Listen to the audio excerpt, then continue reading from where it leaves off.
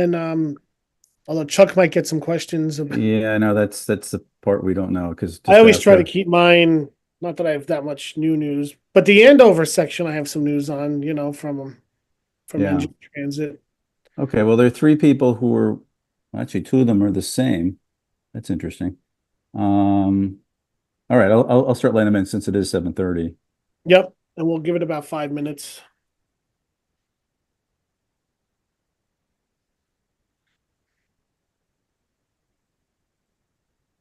It might be working.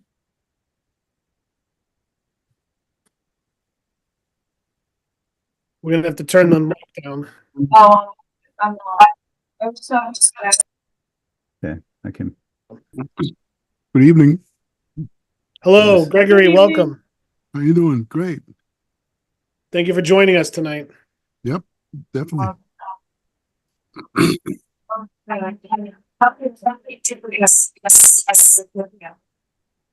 I think the other, yeah. Yeah, she has two here, and I just muted both of them.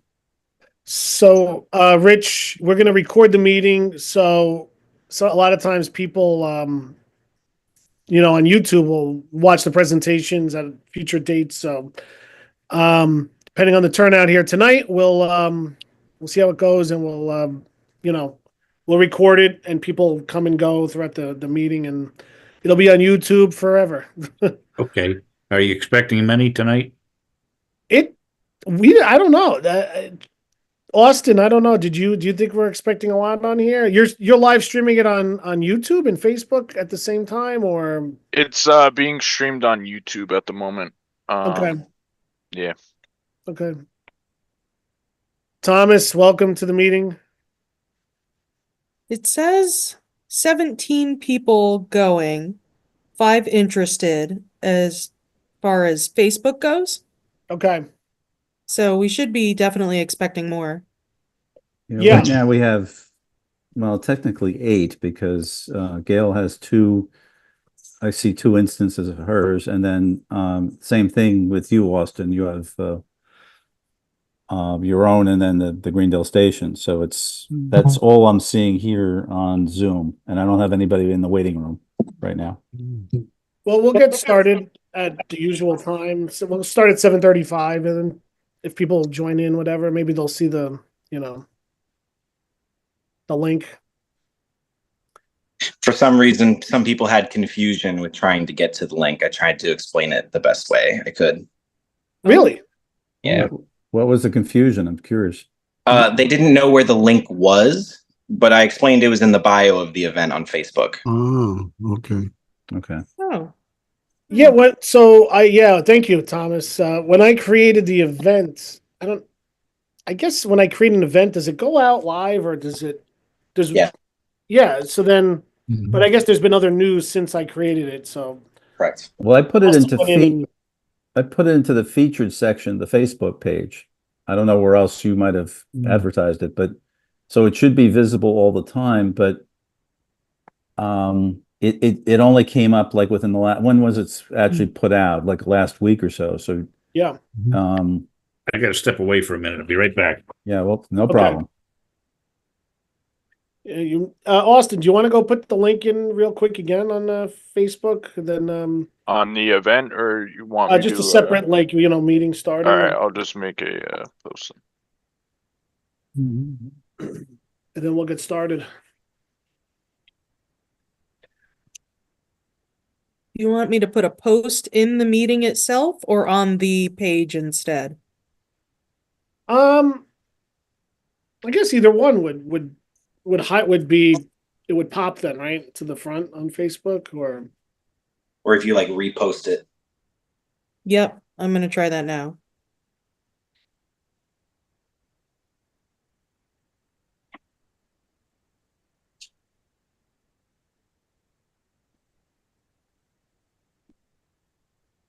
I think I see Phoebe Snow and Rich's picture there in the back. Yeah, I noticed that too.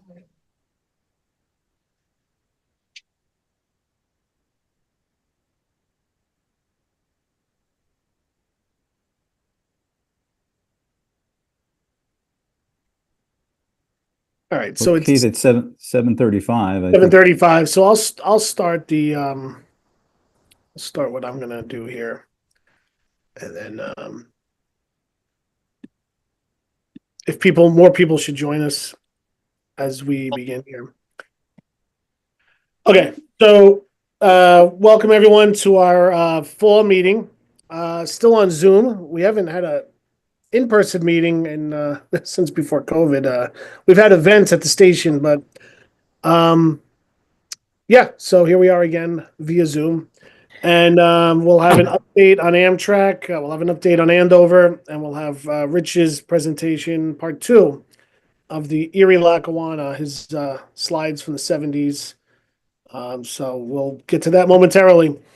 Just a review here of the members of our group. We have myself, we have Chuck, Lisa, Matt, who's not here tonight, Joe, who's not here tonight, Austin, and Steve Kelmer. And those are our members, our board members. Other members, membership update on the Lackawanna Cutoff historical page, which is primarily run by Chuck. We have 3,680 members as of yesterday. So that's it's pretty well, have a lot of people on there. Our Facebook page for Greendell Station, which is our project that we're working on, we have 1,146 members. And then we have another Lackawanna Cutoff page with 3,144 members. So I don't know how many of them overlap, but we're doing good with numbers and reaching an audience. So an update, treasurer's report, we have $42,807 as of right now, November 9th. We have the major expenses that we had throughout the year were the Hanson's Lawn Service, who was taking care of the lawn all summer, twice a month. And then it stopped raining, so I don't know what happened in the last month, but hopefully nothing is growing right now. I guess we're heading into the winter, so it should be okay now. We're going to do a brush clearing session near the creamery at some point, so check out the Facebook page when we firm that up. We have the insurance, which was renewed on the building through July 1st, 2025. And Santa will be visiting the station 12/21/24, and that's going to go out on the Facebook page following this meeting tonight or first thing tomorrow. I know everyone likes to put Christmas stuff up right after Halloween, but we'll get it out there this weekend.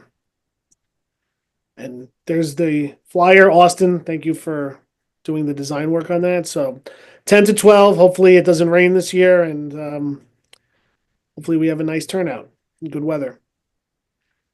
So the station, the roof, we had an additional quote for the roof, which was close to $35,000. And we're working with another roofer, another roofing company to get another quote, Samurai Roofing, which is right around the corner from the station. So we're looking forward to hearing back from Samurai Roofing, and we will have another meeting board meeting in December, and we'll fine tune this moving forward. And for the public, we'll announce it when we do go ahead with the roof, and when we select a contractor to do it. Austin, do you want to talk about the signs here? We have since you're handling this portion of the for the signage by David Rush. Yeah, sure. So basically, we have 4 signs being made for the station, which are replicas of the original signs that would have been there. These will look much better out there, and add to the historical accuracy of the station. And David Rush worked for the Lackawanna Railroad, correct? Yes. He was the one who designed. Yes, he signs. would paint the signs, and he would be one of the guys they would have contracted out to be the ones painting those signs. Yeah. So once we have a couple of them done, we'll put a couple up there, and I think we'll keep the others safely stored and inside. So that'll be a nice thing, a nice touch to the station. Okay, so Andover Station, I'm just gonna move my, we have a little bit of an update from New Jersey Transit. The tunnel project is entering its final stage. There is still some electrical and utility work that needs to be done. I guess that's the communications tower that everyone's talking about. They're going to put the antenna on the, I guess, the west end of the tunnel. Staff is working with JCP&L to wrap up the loose ends, and then there's a phase 2, which I don't know if I wasn't aware there was phase 1 and 2, but I guess there is here for the station part of it. An RFP is in the early stages of development for this phase, which will include finishing up the track work, this siding of the station, which has already been designed, drainage work, as well as a thorough investigation of the rock wall leading up to the tunnel. So, I don't know, Chuck, I guess that'll be 25, 26, then that'll wrap it up then. I don't know what the completion date is as of now, but this sounds like they're progressing 25 into 26 with phase 2, and, we'll see how that turns out. Yeah, when I was over there, and I know this is you got from Paul Wyckoff. When I was over there a couple weeks ago, one of the supervisors told me that they were finishing up inside the tunnel basically in November, but that the communications tower would run into March, and then they're done. There's no more work that would be scheduled to be done. So there are no contracts have been let out, so additional ones. So yeah, we're back to waiting for them to finish up with the whatever would be the scope of work or whatever they have to do, and then let out the contracts and then get that work done. We haven't heard anything different than late 26 to early 27, but start of rail service. But could that slip? Well, we don't know. They've been silent about that. Okay, so future updates. We have contact with New Jersey Transit, so we'll be in touch with them when we have our next meeting in the spring. Oops. On to the next page here. Some news. So about a week before the election, we had an update from Amtrak, or from Larry Malsky and the folks over in Pennsylvania. Chuck, I don't know if you want to address the Slateford Road overpass and the money that was Sure, that's there's a combination of funding sources that they were able to pull in and announced right before Election Day. I think it was the 29th of October. And this was Matt Cartwright, Bob Casey over in Pennsylvania, and Larry, plus Mayor of Scranton. There was a representative from PennDOT, a representative from Amtrak there. So a whole big meeting that took place, and the press was there.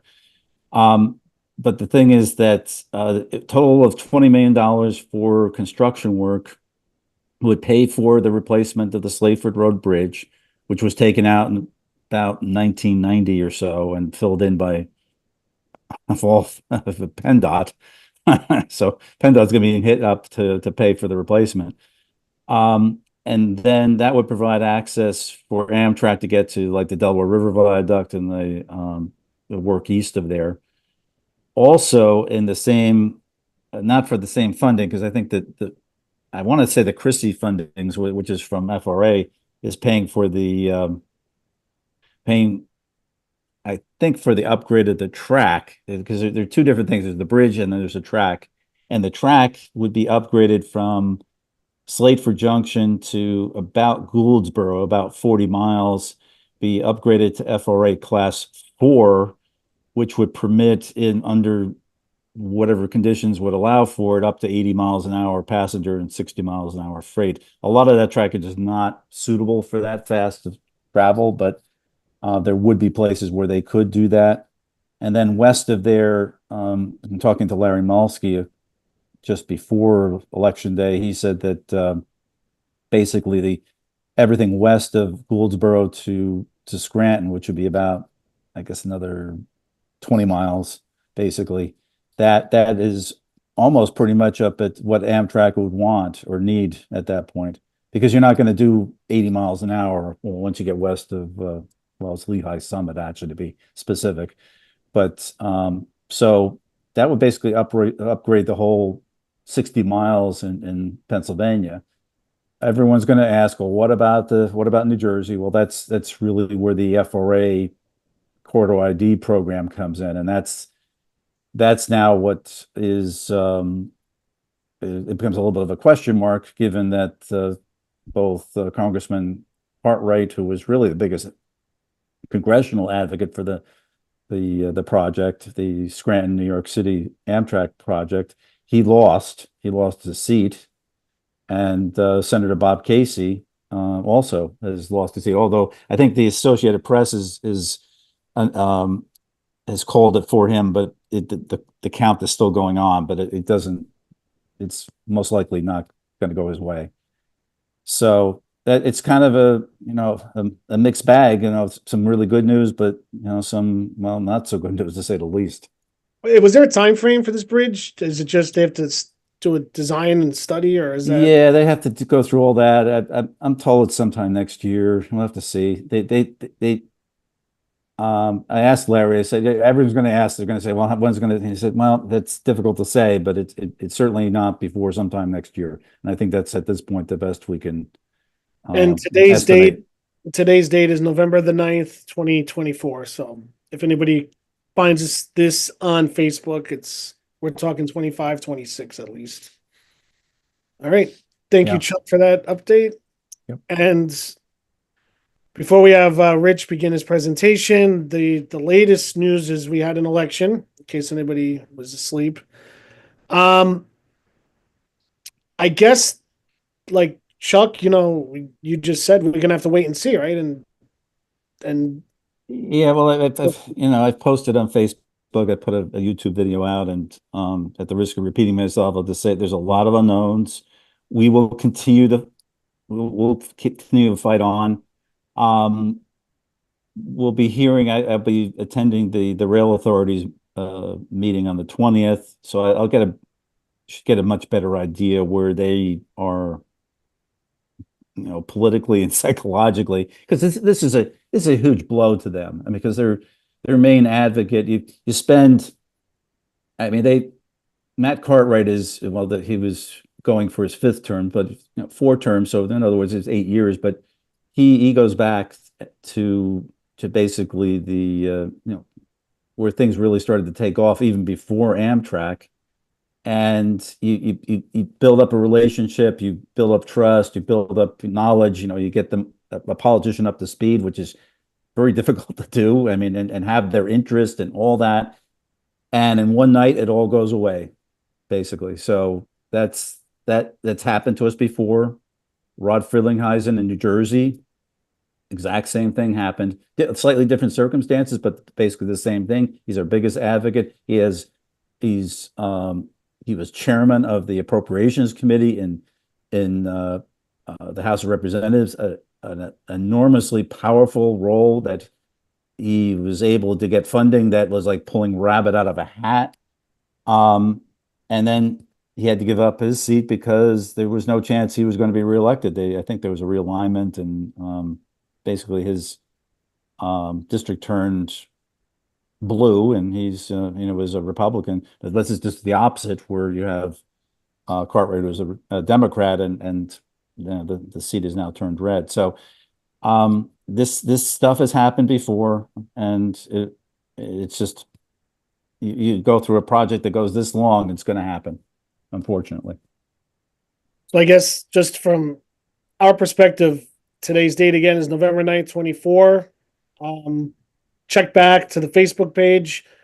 Check back at our next meeting in the spring. And Chuck, you have your own YouTube channel, correct? Where you do updates. Lackawanna Cutoff. Yep. And so stay tuned, I guess, is the message here, right? Yep. Okay. All right. So now we're going to move on to the presentation part of this. We have Rich Pennisi, who was here earlier. Rich, I guess that was in the spring you were here for Yeah.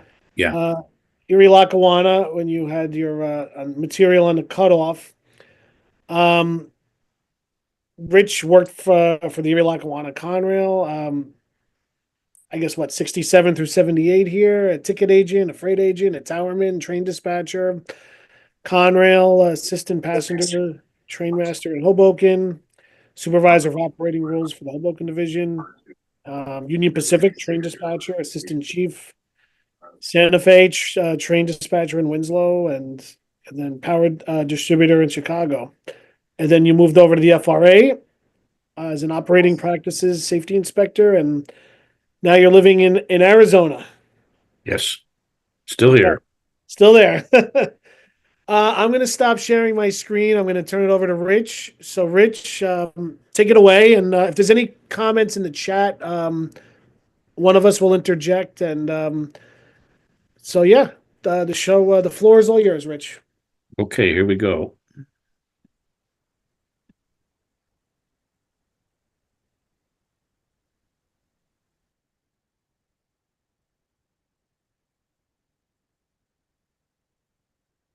Everybody can see that? We're okay, all right. Yes, we can see it. Okay, the previous show that I gave was from basically Slateford Junction to Port Morris. So what I'm going to do today is starting at Lake Apacon, work our way east down the Booton line all the way to Croxton, and then we're going to go back to Mount Tabor on the M&E side and bring that all the way into Hoboken, provided time to do all this. There's going to be quite a bit here, so. Like I said, here we are here. This is where Lake Apacon is here. We're going to go this way first, down here, all the way down to Croxton on the Booton line. And we'll come back here to Mount Tabor and come this way on the M&E side into Hoboken. Going to make one little side trip over here to Lyons. The stone crusher was out there that the Erie-Lackawanna bought their ballast from. So I've got some pictures there I'd like to show. So with that, we'll start on into this. This is what the M&E train dispatcher worked with, the Marson Essex dispatcher worked with in Hoboken. Basically a desk and a train sheet. That was it. Everything else was with the 9 different towers that worked between Terminal Tower and Port Morris. And the rest of it was in your head or in maps that you had with you. And the timetable, of course. There's a timetable right up over here. And that's what you worked with. And this was the selector box for calling different stations or towers if you had to put out train orders or whatever. And this was the active file here. Anything that was going on, you had to read your file every day when you first sat down, see if anything changed. Start off with Lake Apacon. This is a New York 74 coming eastbound. Had about 50 cars with them. And this is in 1974.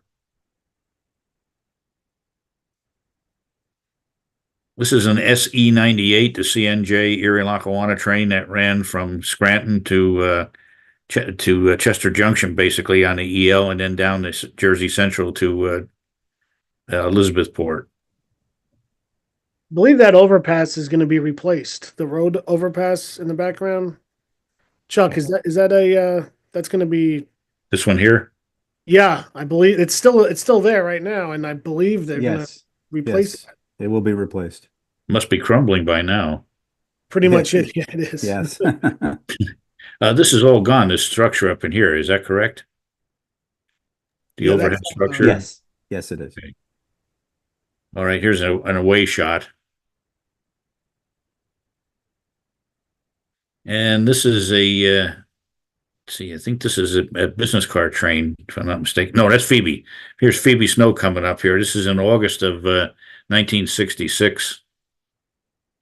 This is right after, well, shortly previous to this. This was old track 3 right here that was torn out.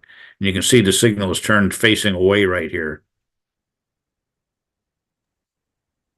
Are you on the roof for that shot? Yeah, you could walk right up to it. It went right up to the ground down the back over here. Little kid in the back here having a great sight. And here's the DNH 302 or the 2102 in disguise as the DNH 302. This was a deadhead move going back to Hoboken prior to a railfan trip.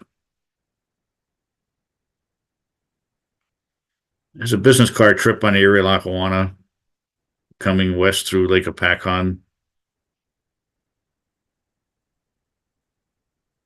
standard EL trip was 2 business cars and 1 sleeping car here for the crew.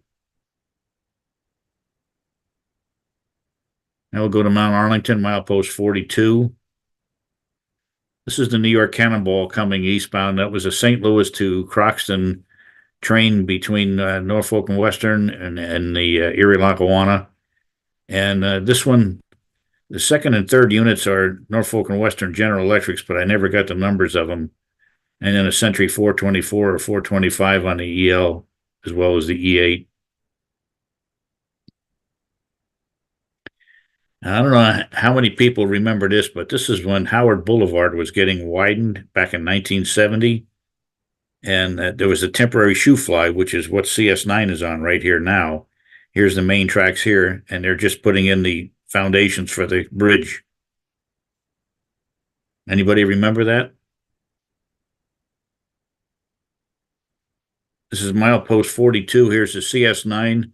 And this is a high and wide car from Coal Mine Sanderson that used to be up in Peapack, New Jersey on the Gladstone branch. By the time this car has gotten here, it's gone through 4 different trains. It was the P&D local that would come down to Summit and drop that car. The second Dover drill will go down and pick it up at Summit, bring it up to Denville. CS9 would pick it up at Denville and take it west. I don't know where the cars went west of there, but it was good business. Now we're down to Chester Junction, milepost 4127, and Lake Junction. Lake Junction is the connection with the CNJ. This is a map from my book that I had out just to give you an idea. This is main track 2 going eastbound, main track 1 coming westbound. This is the Wharton and Northern ducking underneath the Lackawanna, and here's Lake Junction connection. And later on, there was a new connection built between the CNJ and the EL so that ES99 and SE98 could come right down here and go right eastbound to Highbridge. Excuse me. Let me go back here. So that it would go right down to Highbridge and then down to Elizabethport from there. And here's the CS9 coming up to Chester Junction to do some work.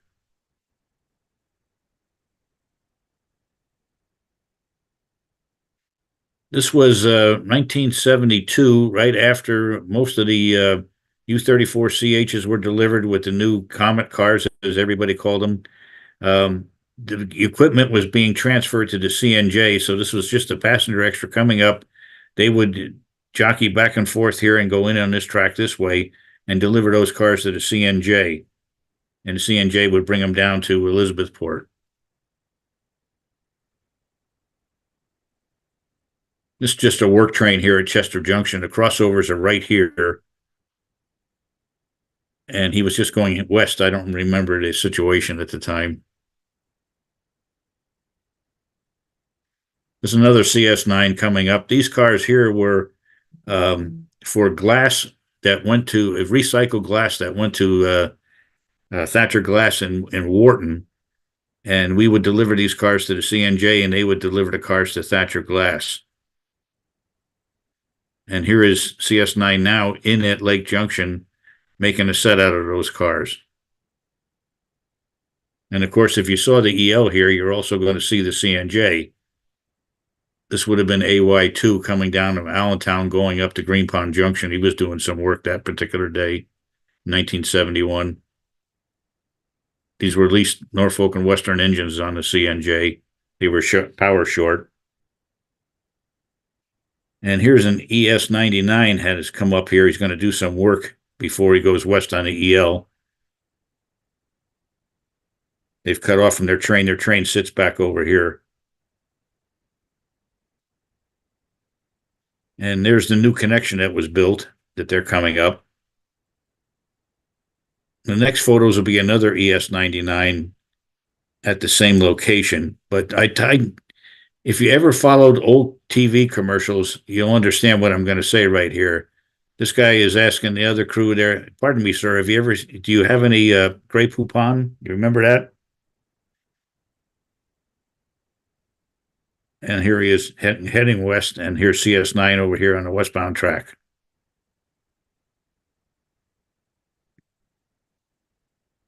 And this is the EL first over drill working the Lake Junction interchange. This is what they call the horn track coming in off of track 2 on the EL into Lake Junction itself. And this is prior to the new connection being built right back here.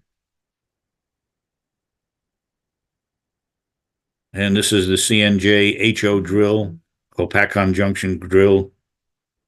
And here's the EL caboose. They were interchanging cars at the time. Am I going too fast for this stuff, guys? This is perfect speed. Okay. Thank you. Here's the EL coming in to do an interchange again. And there's the new connection that shows here. And this is a New York 100 on a Sunday. You could fool around with the schedule a little bit. So he had to pick up some cars at Lake Junction on New York 100, believe it or not. And I heard about this and came out to get the shot.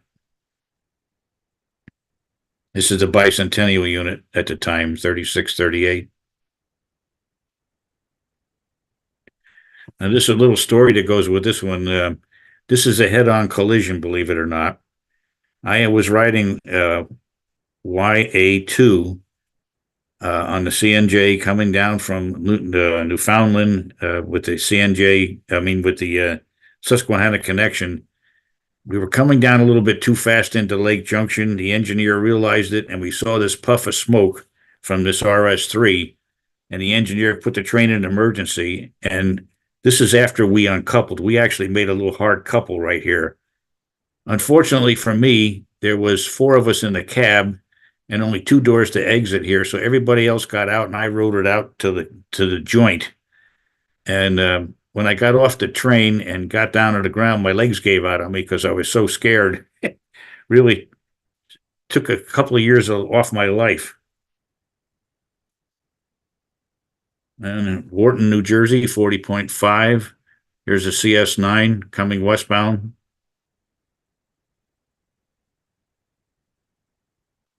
This is Main Street in Wharton, I believe, right here. And here we are again. There's this Thatcher Glass up in the right-hand corner. There's the Phoebe Snow coming westbound. The EL at one time did some interchange at Thatcher Glass, but it was so convoluted to get in here. If you came down track 2, you had to come back this way, pull back in here, run around your cars, set them out and everything. So it wound up, the EL just gave everything to the CNJ for Thatcher. And there's the Phoebe Snow going away.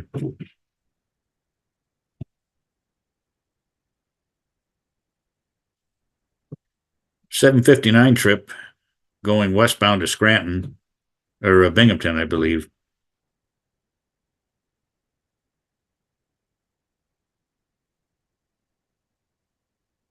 Ooh, what happened here?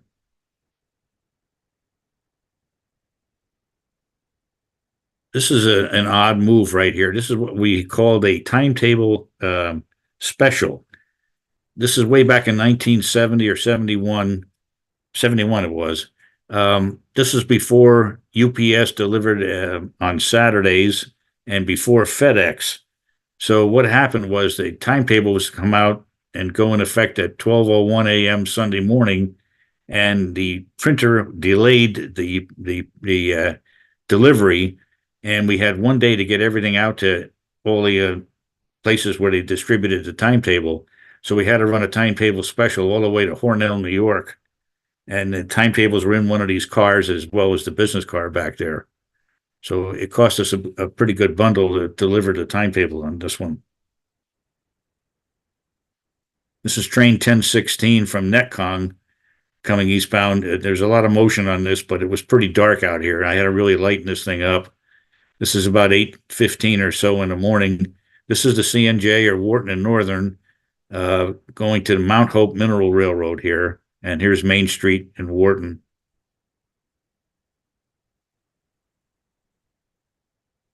Here comes the CS9, or no, CS9 coming westbound. It's got a depressed center flat car back here, if you can see that. That's kind of a rarity.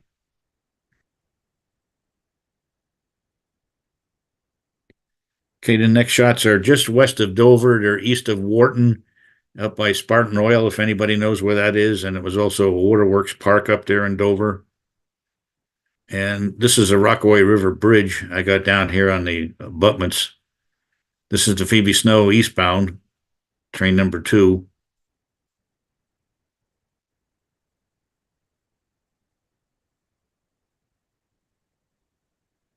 And that's my brother taking his shot.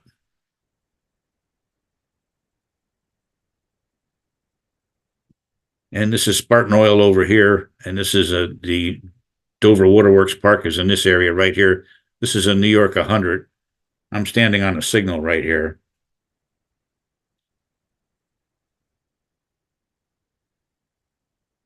This is late in the evening in August of '69. This is train number 5, the Lake City's coming westbound.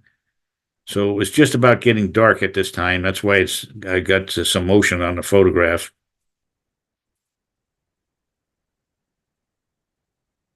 And still by Waterworks Park, this is number 6, the Lake City's coming eastbound in the morning. This was about 7:35 in the morning. Now I've got to explain something. There's going to be a lot of pictures here at Dover showing the various different types of locomotives that happened throughout the years when I was there. And since I lived in Dover, that's why there's so many photographs coming up here. There's number 6 going away. That was a signal where I got the New York 100. Okay, milepost 38, Dover. This is Armando. He was the gate tender here, working in this shed right here. And he controlled the gates at Orchard Street, which was to the left, and South Morris Street on the right. And this is the panel that he worked with. Here you go, eastbound from here. Here's Orchard Street. Here's South Morris Street. Dover Station here. The tower is right about here. And this is the passenger yard lead and the stub track, they called it. And this is how he operated the gates. They were automatic after 10 p.m. There was 2 shifts, 6 a.m. to 2 p.m., 2 p.m. to 10 p.m. And this is just some photographs of Dover Tower, just to give everybody an idea what it used to look like. The model board up here, Armstrong levers. This is from the old days. At this particular time, all these levers were just, they weren't hard to throw at all. Everything was electric, so you just had to take this big old lever to get the switches over.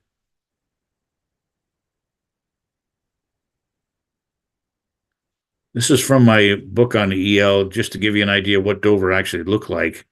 Again, here's where Orchard Street up here. Here's South Morris Street. The gatehouse stood right about in here. And this is Dover Tower and Dover Station. And all the tracks are named and signals and give you an idea just what it looked like. This is train 1010 coming eastbound from Lake Apacon. And this was the tower dogs, as I call them. The neighbors next door had these dogs. Whenever I worked, they were up in the tower with me all the time.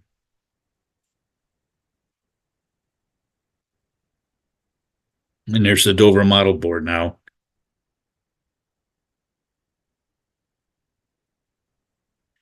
This is with an old box camera. I must have been 12 or 13 years old when I took this photograph. This was a train stopped right here at the crossing. There was some traffic going on during the commuter rush hour, so he had to wait before he could proceed east to Denville. But this is in the old Alco FA units here from the Erie. And a little close-up of it.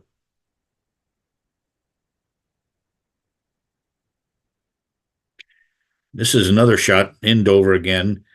This is a sand train coming eastbound during the early 60s. I guess it was the Garden State Parkway they were building, and they needed sand, and we used to run sand trains, came in off the L&H Railroad at Andover Junction and proceeded down into Croxton somewhere. I don't know where they transloaded it from there. But this is all a series of FT locomotives, the original cab units. And this was the Erie-Lackawanna Limited at this time. It wasn't called the Phoebe Snow.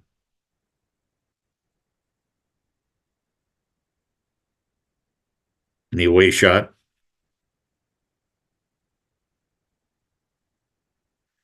And this is 1966. This is a Branchville train on either a Saturday or Sunday. Since I didn't drive, that's the only days I could be downtown here.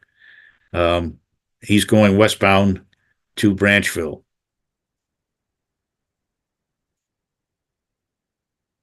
Another Branchville train, just down at the station this time.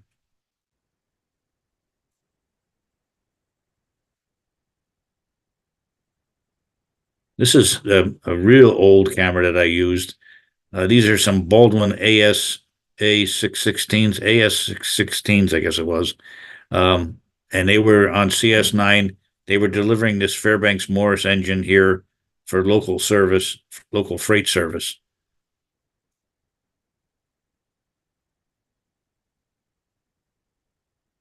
Very noisy beast when they went by. There's a story that goes with this photograph, just like the rest of them. This is train number 6. Something had happened. There's 2 E8s back here. I don't know if you can see them very well. This is with an old box camera. I'm about 12 or 13 years old when I took this shot. I was on my way to school. What happened is I used to walk from my house to the station. It was 1 mile, and it was another 3/4 of a mile from the station to Eastover Elementary School. So what I would do is get down here at about 6:30 in the morning so I could watch the morning rush hour and watch number 6 come in. Well, number 6 came in a little late this day due to this engine trouble that he had.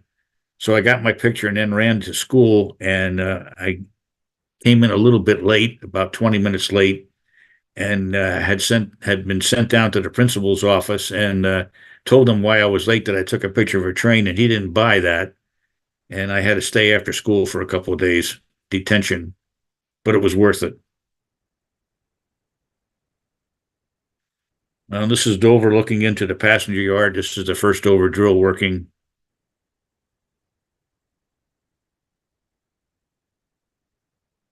This is the first Booton drill going down to Booton area. They left on duty at 11 a.m. every morning to go eastbound. And then there was when they came back, usually around midnight or so, the second Booton drill went on duty at 2 a.m.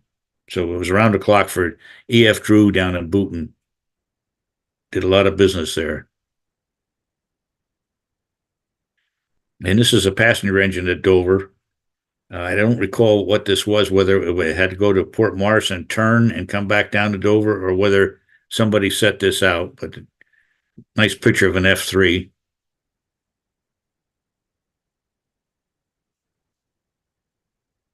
Now this is New York 98 coming eastbound at Dover. This is in 1966 when I got my new camera. Big difference in focus, as you can see. And this is before the renumbering of the MUs and relettering to Erie-Lackawanna. Everything had to be renumbered because there were 2500s in motor cars. And there's also, you notice there's 2500s on this GP35. So they had to be renumbered here shortly thereafter. And this is the gatehouse that we were talking about earlier.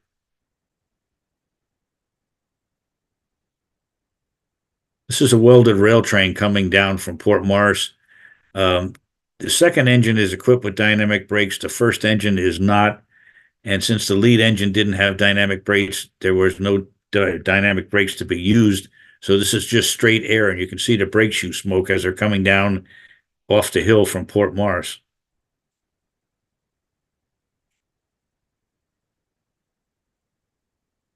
This is a CS9. This is around 1973. This was, he had come up track 2 and made a set out at East Dover, and he's crossing over to track 1 to go to Port Morris right here. And this is a New York 100 coming eastbound. This is in 1974.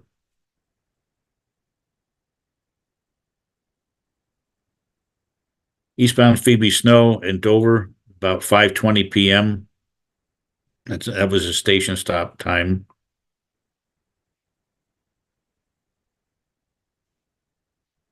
And this is either an HB1 or a TC.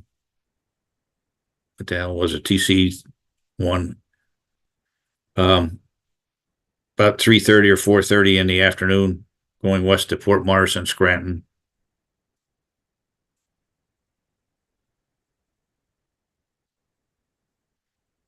eastbound in a nice snowstorm in Dover.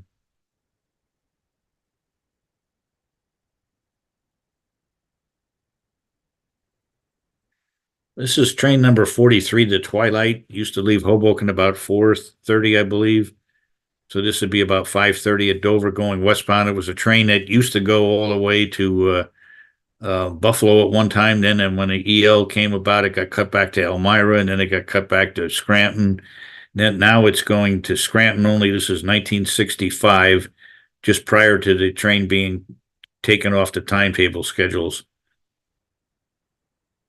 Usually ran with a baggage car, 3 coaches, a diner, and then a rider coach for past riders that were going back to Scranton, railroaders, deadheading west. Dover again, this is the first boot and drill. That's Hans Schroeder, a conductor, and a little friend of his. And this is an eastbound again. This is New York 98.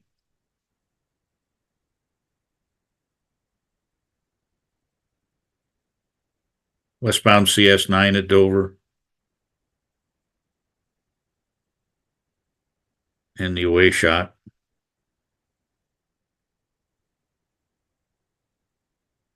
This is my first view of the Century 425s when we got them. So this would be at least 1965, I believe. Just a mediocre shot, but it was the first time I saw them, so I thought it was worth taking a photo.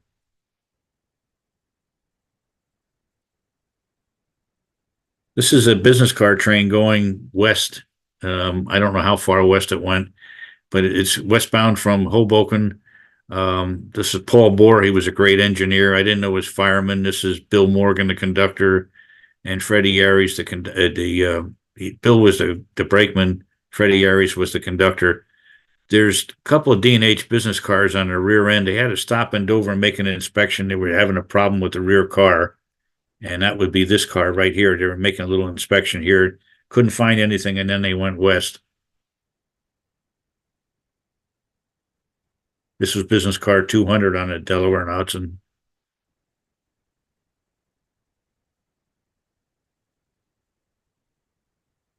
Another special coming eastbound, not the same train. And you can see the new push pulls up here waiting to cross over after this train get out of the way.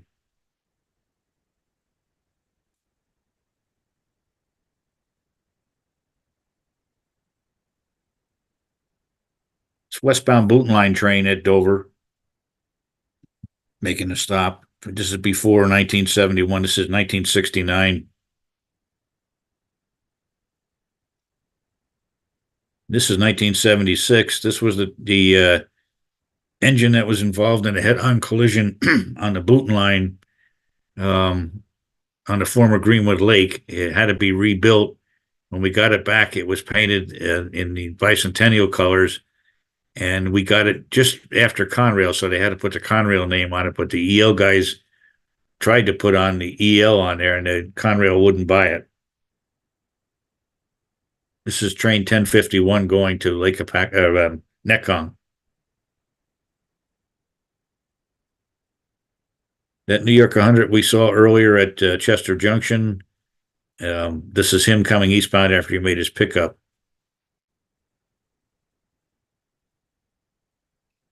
And one of the new U-34 CHs and 2 RS3s at Dover. It was a light move for another engine needed at Dover. This is Dominic Franchino. Dominic was number 1 man on the roster at this particular date. So the sign read, Hertz, move over. Dominic is now number 1. And this is his crew. Conductor Red Helmkin. I can't remember the flagman's name. And this is Benny, the car inspector.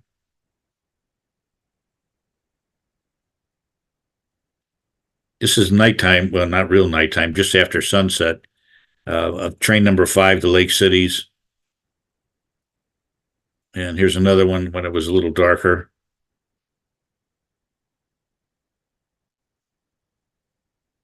And another time.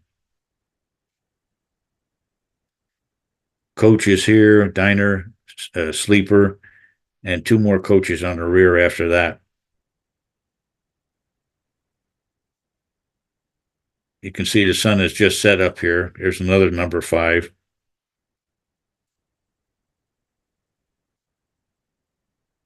And this blurred motion here is actually somebody walking back and forth.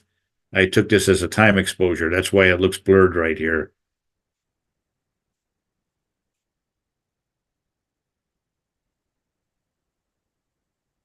Now, the Phoebe Snow came off in 1966, but the Tavern Lounges remained in Hoboken for special movements. This was a Cleveland Press special. That's what this says here. Section that was added to the rear end of number 5, the Lake Cities.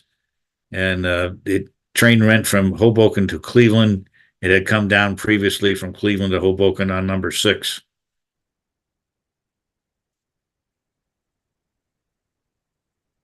Dover passenger yard night scene.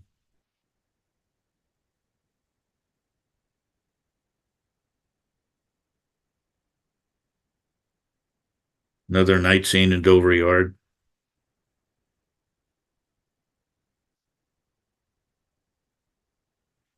Conrail was very short of power when it first came about, so they leased some Spokane, Portland, and Seattle RS3s. This was the first boot and drill with one of those engines.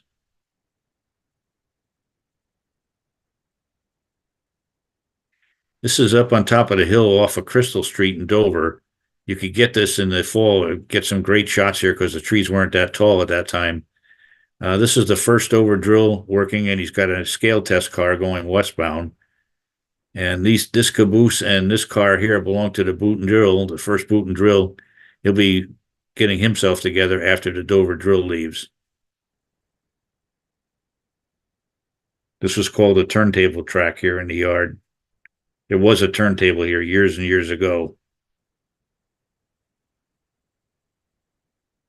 This is the east end of the passenger yard. This is the New York Cannonball coming eastbound, St. Louis to Croxton.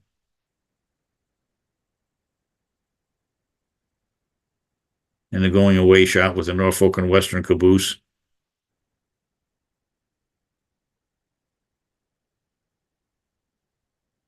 And here's the Phoebe Snow at Salem Street, that bridge that you saw. Let me go back to this here. That's Salem Street Bridge right here. There's going to be quite a story coming with this in the next few photographs. Anyway, this is number 1, the Phoebe Snow westbound at that location. There's Salem Street Bridge again. I was on top of a covered hopper here.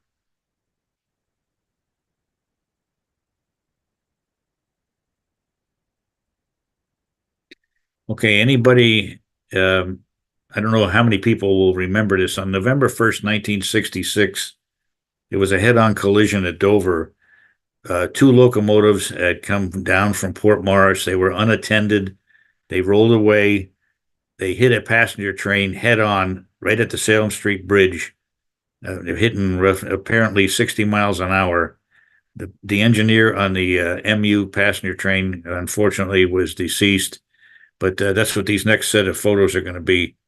What happened here was when I was a freshman in high school, I started a club called the Railroad Club.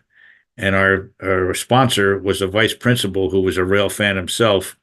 Well, throughout the years, I'm now a junior in high school, and he gives me a call about 11:30 in the morning and says, report to my office as soon as possible. So I report to his office, and he says, come on, there's a head-on collision downtown. I'm going to take you home. You can go get your camera. We'll go down and see what's going on down here. It took me right out of school for that. So we went down and I took my pictures, and then he brought me back home. But here is the collision here. This is an MU train, believe it or not, right here. This is a rescue engine, and then there's 2 engines here that are damaged. You'll see some better photos here. That's what happened. This is the lead car where the engineer was on the passenger train. This is one engine, and here's the other engine that were the runaways. And this is a newspaper article showing the engines a little better than I could get. I was standing right up in here at the time.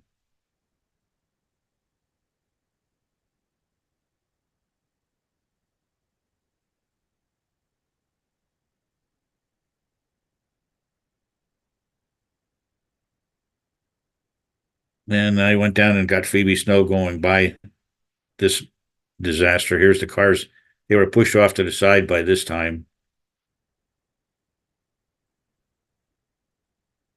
This is George. I can't think of his last name. He was the section foreman at Dover. And here's one of the destroyed cars from the westbound MU train. And I went back a second time, and you can see there's a guy working on the catenary up here that still was all torn up on track 1. And of course, these are the cars from the derailment.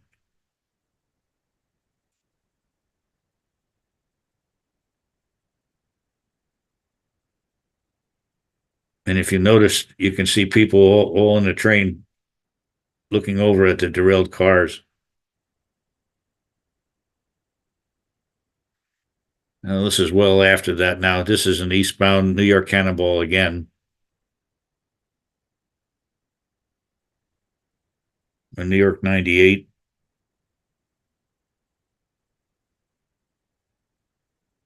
Coming and going.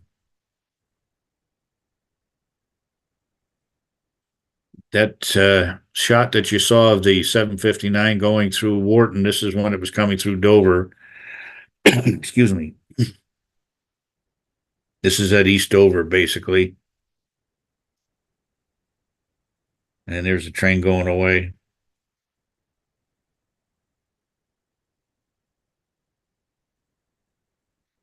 And that's where the train was right there, 759. And this is coming eastbound now toward Denville. And this is west of Essling Lake. This is train number 6, the Lake Cities.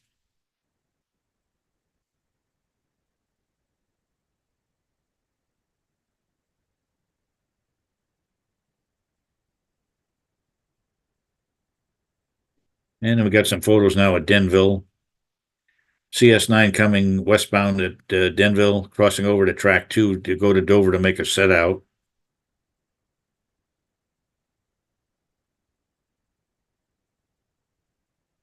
Another CS9 at Denville.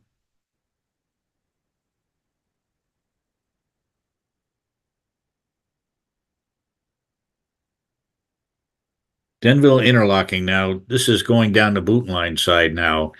What happened was there was a realignment of the Denville interlocking due to Route I-280 being built right at what was called Mountain Lakes or Rainbow Lakes, rather. I don't know if anybody's familiar with that.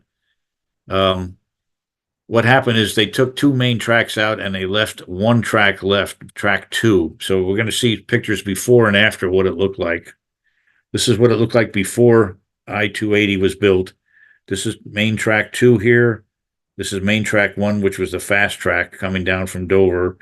And this is main track 3 that went all the way down toward Boonton.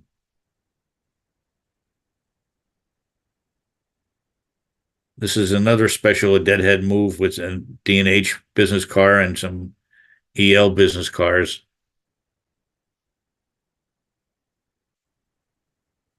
And this is when the track is still in. This is a CS9 showing how busy this was. This was Rainbow Lakes.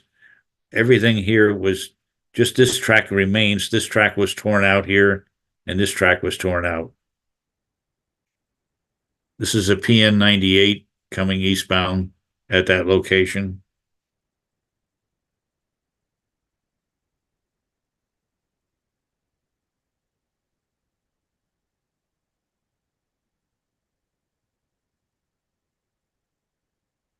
This is what's left. 1 and 3 were taken out here. That's all been eliminated. And this was the remaining track left in. This was a work train heading eastbound. And you can see the remains of the tracks there. And here it is now. This is what's left. Just this one single track through there.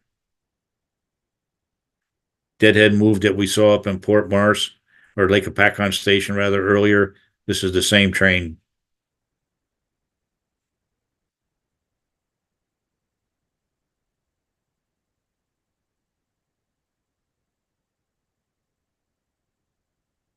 Boonton, New Jersey, milepost 29.6. This is what the CTC machine looked like in Hoboken when I was a dispatcher on the Boonton line. Denville would have been up in this area up in here. This is Boonton. There used to be 3 tracks right here. Then it went down to 2 tracks and then 1 track here, coming through Montville, Lincoln Park, Mountain View, and then Great Notch over here on the other side. You'll see that later. And this is westbound CS9 at Boonton when it was 3 tracks here.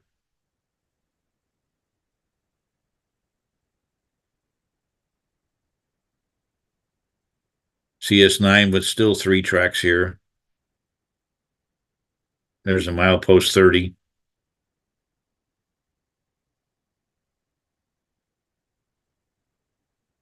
And a looking away shot. This was, God, what the heck was the name of this place? We used to get a lot of business out of here too. We used to smell like rotten eggs every time we went by it. I can't remember what they made. Some kind of chemical company, but yeah, I still can't remember it. Anyway, there would be an eastbound pickup set out here for an eastbound freight, and the westbound cars from Boonton would go over here for a westbound freight.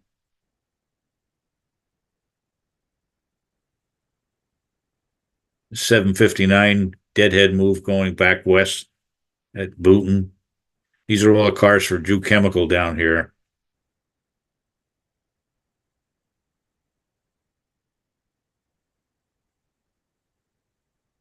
Boonton Freight House. This is where the what the hell they call that group there? New Jersey. It's some kind of a museum. They have locomotives there, and URHS says their URHS is over there. yes, URHS, right? Sorry about that.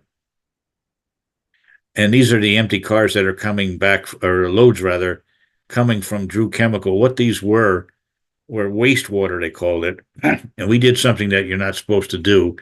These cars went to Croxton Yard and they were dumped in Penhorn Creek, which you shouldn't do, but we did.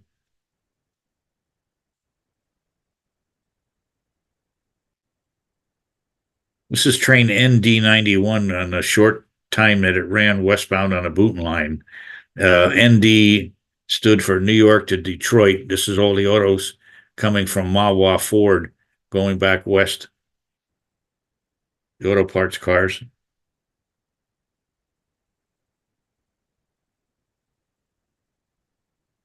The CS9 at Boonton proper. This is the old Boonton station right here. And this is a westbound coming into Boonton.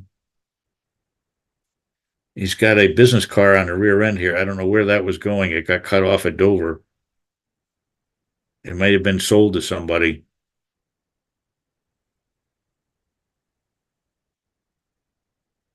And this is train 1051 at Boonton a few months later.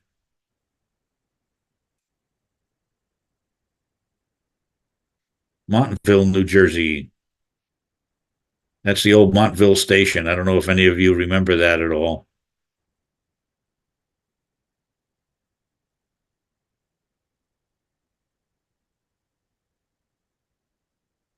The rest of these, there's going to be a few shots here at Tawaco.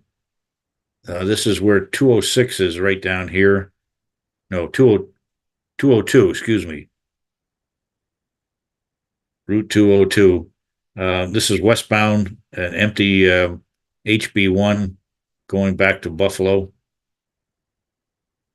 These empty auto racks are coming from Butel, who used to unload auto racks at Jersey City.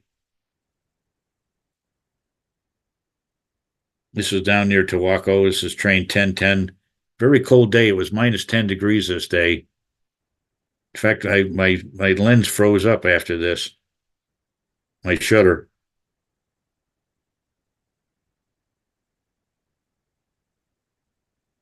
CS9.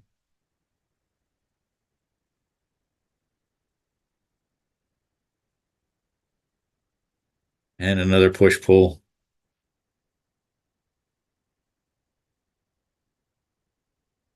And another push-pull, same area. Mountain View, New Jersey, milepost 21.2. Now we're looking at right here on the CTC machine. And this would be Great Notch here going eastbound on the former Greenwood Lake. This is train 1001 coming into Mountain View, 1971.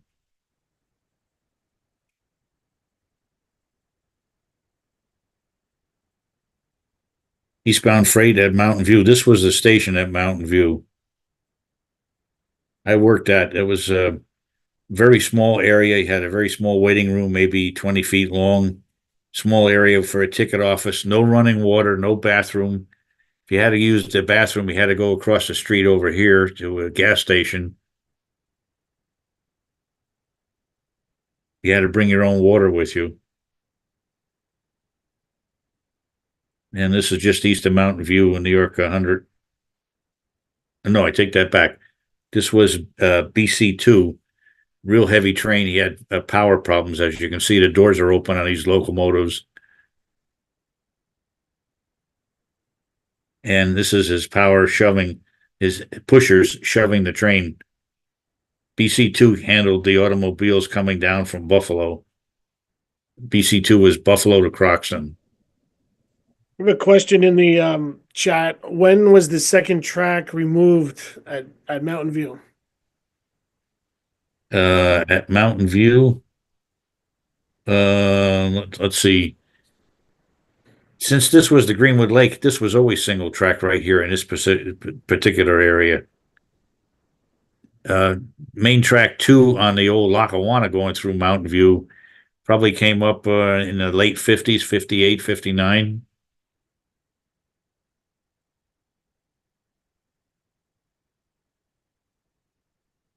Little Falls, New Jersey, milepost 18.4.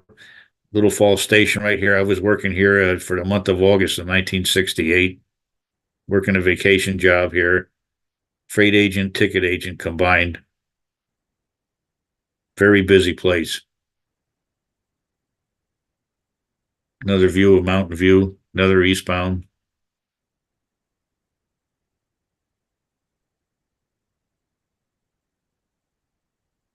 Great Notch, milepost 16.3. This is train New York 98 coming up here. There's a little story that goes with this. When I was in my junior year of high school, I knew a train master on the EL, and he got me to work as a relief agent, ticket agent for the summer. I was 17 years old. I don't know how I got away with that, but I did. And I didn't have a car, so I had to take the first boot line train down. I worked up in Montclair. Came back in the afternoon. I had to take a local that stopped at Great Notch and then wait for a train to Dover.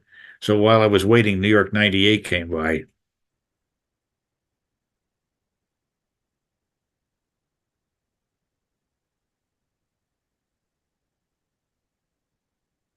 This is New York 100 at Great Notch, coming off the single track onto the double track now. And the away shot.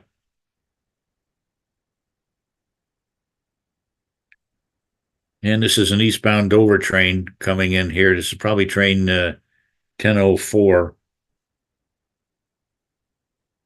Couple commuters. There's an old boxcar sitting over here.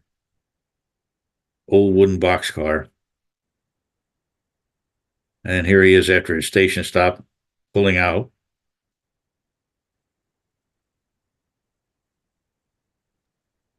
And this is the, go ahead.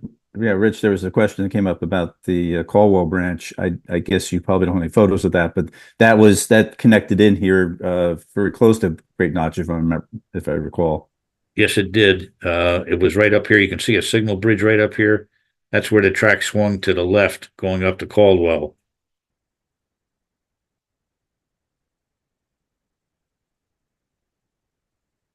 This is the the Totowa roustabout. This was a very busy job at the time. He'd come up with about 40 cars every day, went in on a Totowa industrial spur. It was one place called MGM. It was a furniture outfit. It stood for Mike George Massoud, the name of the guys that operated it. They had 3 tracks in there, and they had 40-foot boxcars of furniture they would get in. It was just unbelievable the amount of business they did. That's all gone now. This is that old boxcar I was talking about.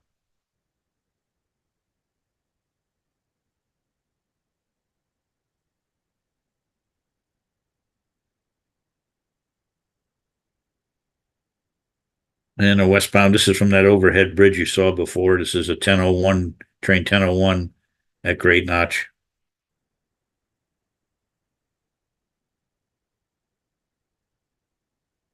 And here's that HB1 with the empty auto racks.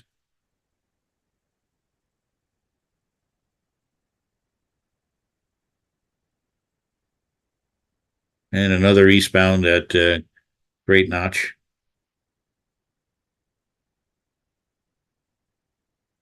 Watchung Avenue, milepost 12.6. Eastbound freight. 1974.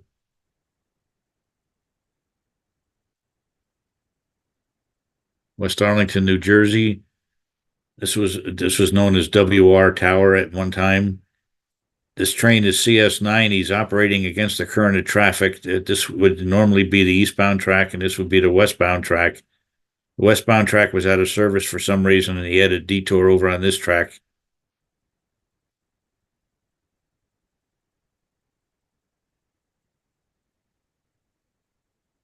This is DB draw in milepost 4.2. It's the Hackensack River here. This is New York 100, and if you notice, he's got one of the push-pull engines on it in freight service.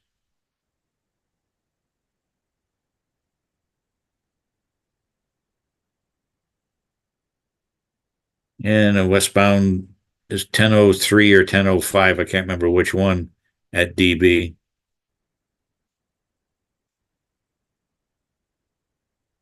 And this is what they call the new loop in Croxton. This was New York 100 coming in. And this is a passenger engine going out to Secaucus to the for servicing. He'd go up here at the west end here, come down in from HX Tower toward the servicing tracks. Rich, they built this when they moved trains off the Erie to go up to Lackawanna. Is that what the new Yeah. loop was? Yes. This was the old loop over here. This was the new loop.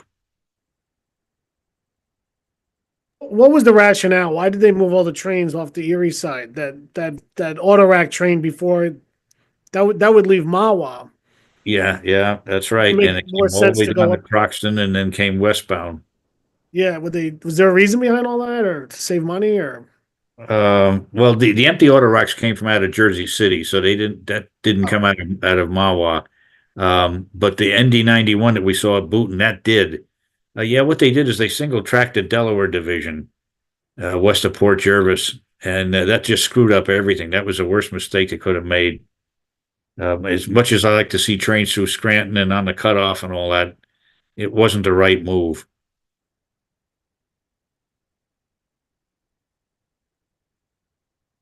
Now we're going to start on a Morristown line, starting at Mount Tabor. How am I doing, guys? Are we okay so far? Yeah, everyone's good. Yep. Okay. This is Mount Tabor. This is eastbound number 2, the Phoebe Snow, August 1966. Pretty heavy train. He's got 3 units on it.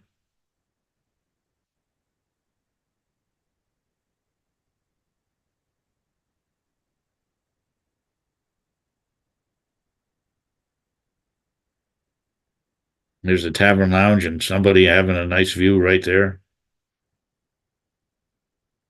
Note the old cars. I think that's a Pontiac over here, and that's a Ford.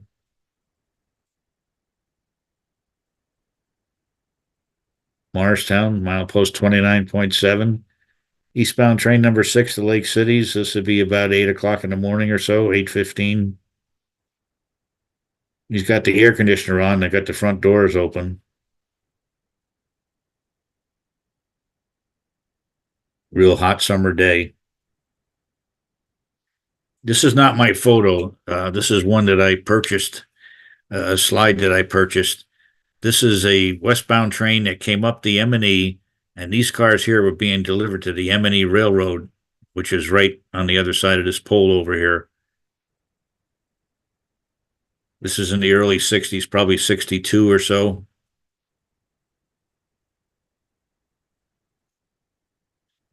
This is westbound number 5, the Lake Cities at Morristown, 3 units. This is the one that had the Tavern Lounge car on the Cleveland Special. There's the rear cars and Tavern Lounge and the Cleveland Press Special part of it.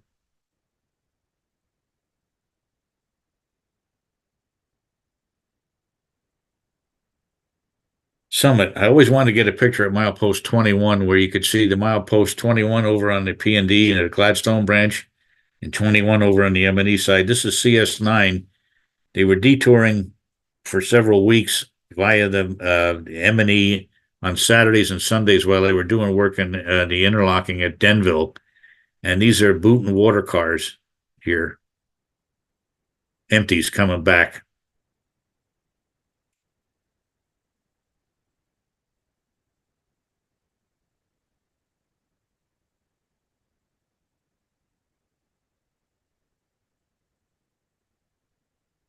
That W on this tank car stands for water.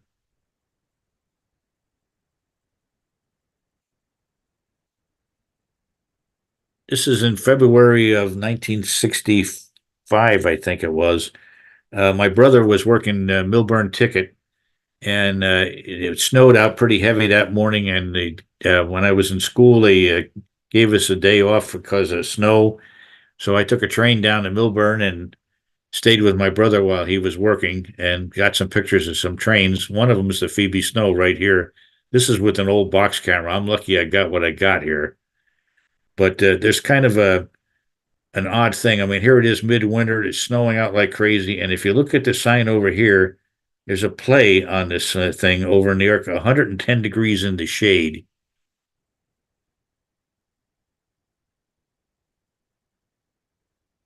There's the westbound Phoebe Snow going by.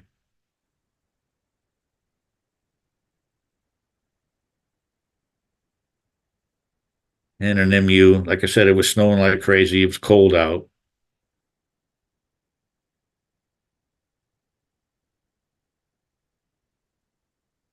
And the train called the P-Burger that used to run from Croxton all the way to Phillipsburg.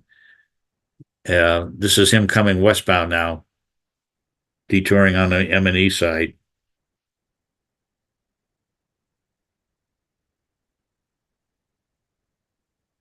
This is when I owned a job at Milburn in 1969 for a year, and number 6 coming in about 8:45 or 9 o'clock.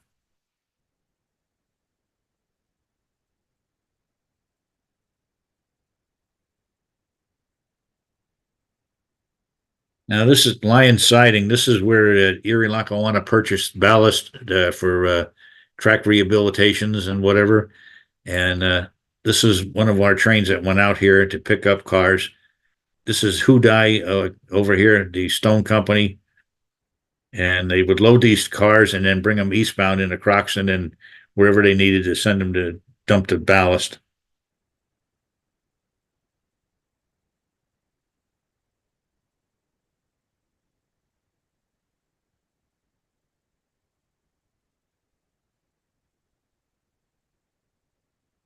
This is train 460 passing the train as it waiting to get ready to go eastbound.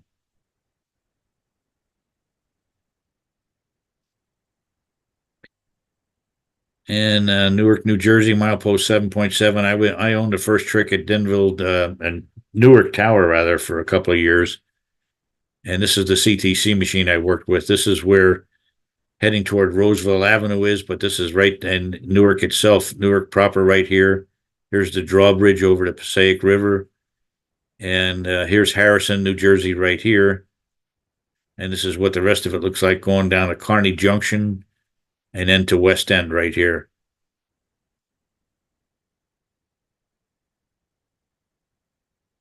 Got the old watch over here. This is a CS9 at Harrison waiting for, it's on a weekend again. He's waiting for a westbound MU train to go by and he'll follow him up the hill. Here's another CS9 coming past the tower. That's the Stickle Bridge, if anybody's ever heard of that in Newark. That's now I-280.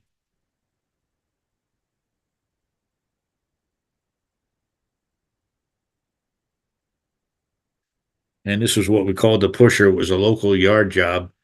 Came out of Harrison, well, came out of Croxton or Hoboken, went through West End, came out here to Harrison, did some work, and then did some work at Orange Street Yard in Newark, and then went up the Montclair branch. That's me giving him a roll by 1973. It's a Jimmy Mardigian photo.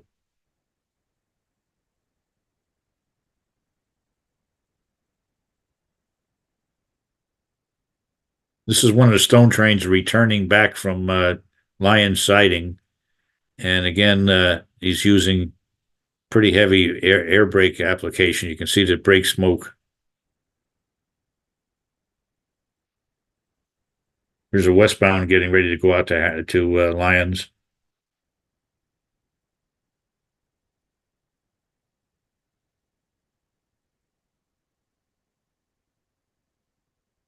And at Harrison, there's another stone train coming eastbound.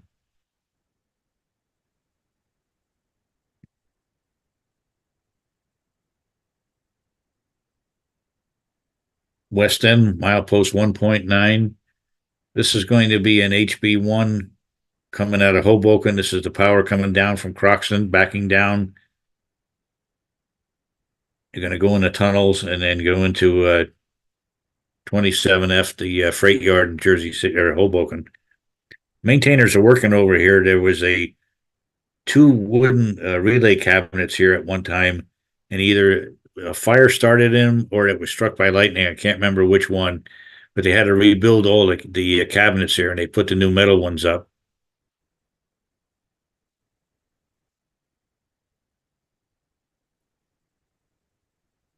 And Grove Street, Hoboken. This is train 52 coming eastbound from Port Jervis.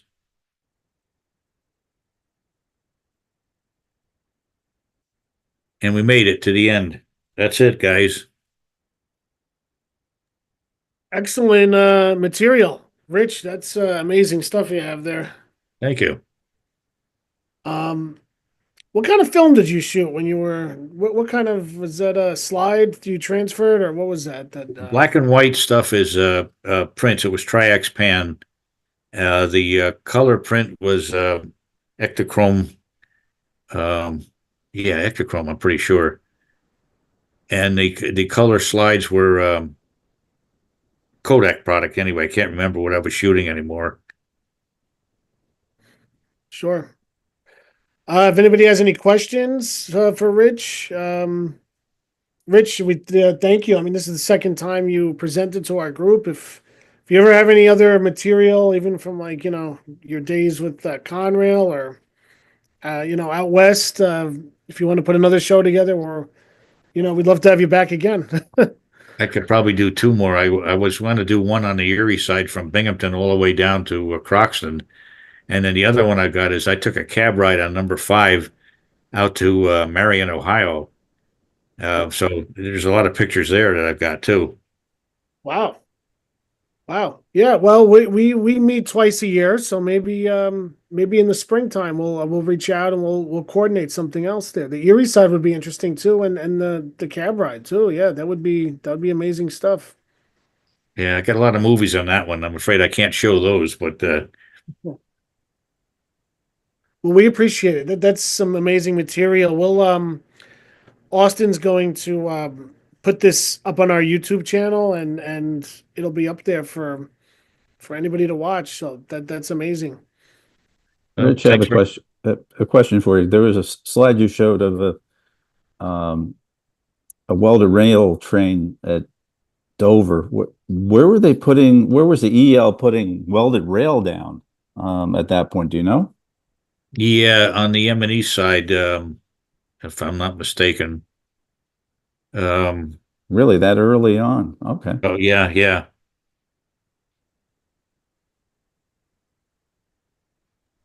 The U-boat that was in that collision. What was the story with that one? I know the EL had some wrecks. That one seems to be like a mystery. That where was the Okay, one? that was the Peaburger. It used to run from Phillipsburg to Port Morris. Then the crew would stop and eat lunch every day. And what they did is they would get permission from the towerman at Port Morris to go down to Lake Apacon Station, tie the engines down on the main track, and they didn't properly secure the engines. The air bled off, and the units took off. And by the time they went through Dover didn't even know what was happening. Saw something show up, and all of a sudden these two engines went by, and here comes the passenger train, and they hit. It was no time for anything. Wow, wow. And the one you were in, the head on, that's scary stuff. You must have the one where you. Oh They- yeah, geez, I tell you, my legs they were so wobbly I couldn't even walk. Really Yeah. scared the crap out of me. Well, how fast was how fast were you going when you hit, do you think? Oh, by the time we got there, as we came underneath the Erie-Lackawanna main line to go into Lake Junction, we were doing 25, and that was way over the speed limit for that right there.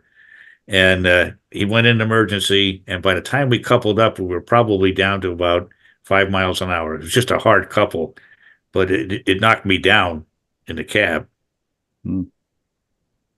Something like that. Was it even reported back then, or just you just Heck go on no, nobody knew anything about that. go on about your day then, like nothing happened? Yeah, yeah. Well, Rich, we appreciate the slideshow. It was tremendous, and yeah, we'll reach out. We'll have you back for the Erie side. We'd love to continue. Parts 3 and 4. Yeah, we'll have you back again. That one will be mostly color. Okay, great. Yeah, no, and you worked on the Erie side, I take it too, right? Oh yeah, I worked Port Jervis in 1968. For about 4 months, I worked everybody's vacation up there. Nobody wanted to work that job because it was so far away. And I said, "Oh, I want to see it." And it was right there in the yard. Everything that was running through Port Jervis at that time. So that was great for me. I loved it. Had teletype machines that you had to work. We had the ticker tape that you used to see on the Wall Street. We had that perforated tape that you had to take it off one machine and put it on another machine, send it to Buffalo. You had to send it to Meadville, and you had to send it to Croxton. And it was a lot of work in that job. Oh, wow. And did you work Ridgewood, WJ? Is that Ridgewood? And I worked Ridgewood Ticket once, and I broke in at WJ. I never qualified. I qualified at WC and broke in at SF, but I had to be. They were short on train dispatchers, and I wound up qualifying on that before I did anything else. wow. Yeah, Ridgewood. My dad grew up in Ridgewood, and I'm familiar with Ridgewood, so I know the interlocking there is always busy with, commuter. Wow. Well, Chuck, any other questions? Are we gonna? No, Wrap it up here? really appreciate it, Rich. Yeah. Great presentation. That was wonderful. Well, thanks for having me. I appreciate it. All right. Well, I guess we thank everyone. Yes, Austin, did you say you had something you want to do that tonight, or you want to the signal bridge, or do you want to do that next time? What do you want to do? We can probably do that another night. Well, yeah, is it in depth, or do you want to? Not really. You want to do it now? You want to show us? We could do it right now, quickly.